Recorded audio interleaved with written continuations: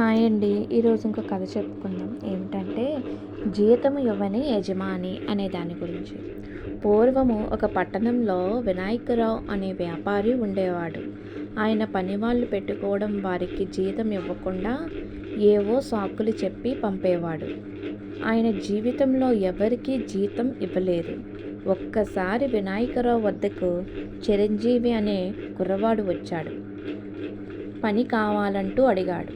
పనివాడు లేక ఇబ్బందిగానే ఉంది.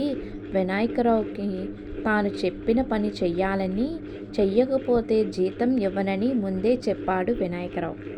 చిరంజీవి చెప్పిన పని సవ్యముగానే పూర్తి చేసేవాడు. నెల రోజులు పూర్తి కావటానికి ఒక్కరోజే మిగిలేది. వినాయకరావుకి ఏం చెయ్యాలో, ఎలా చెప్పి జీతం తీసుకోవాలని ఎదురుచూస్తున్నాడు. ఆ రోజున అక్కడికి ధనవంతురాలు వచ్చారు. వచ్చిన వాళ్ళు బాగానే కొనుగోలు చేశారు. ఆ ఆనందంలో వినాయకరావు చిరంజీవితో అందరికీ డ్రింక్స్ తీసుకురా అన్నాడు. యజమాని మాట ప్రకారం అందరికీ డ్రింకులు తెచ్చి ఇచ్చాడు. అందరికీ తాగేవాళ్ళు తాగి వెళ్ళారు. ఇంకా 2 డ్రింకులు ఉన్నాయి. ఈ 2 డ్రింకులు ఎవ్వరికి?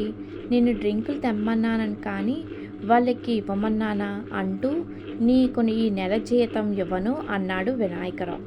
ఎంతలో వెనక్కి వెళ్ళిన ధనవంతురాలు రావటం, ఆ సంభాషణ వినడం వలన చిరంజీవి నెల జీతం తాము ఇస్తామని చెప్పి అతను వద్దనుకొనులు చేసిన కొన్ని వస్తువులు బాగాలేవని చెప్పి తిరిగి ఇచ్చివేశారు. వినాయకరావు గురించి ఆ ధనవంతురాలు అందరి వద్ద చెప్పటం వల్ల అతని వ్యాపారము పూర్తిగా దెబ్బతింది.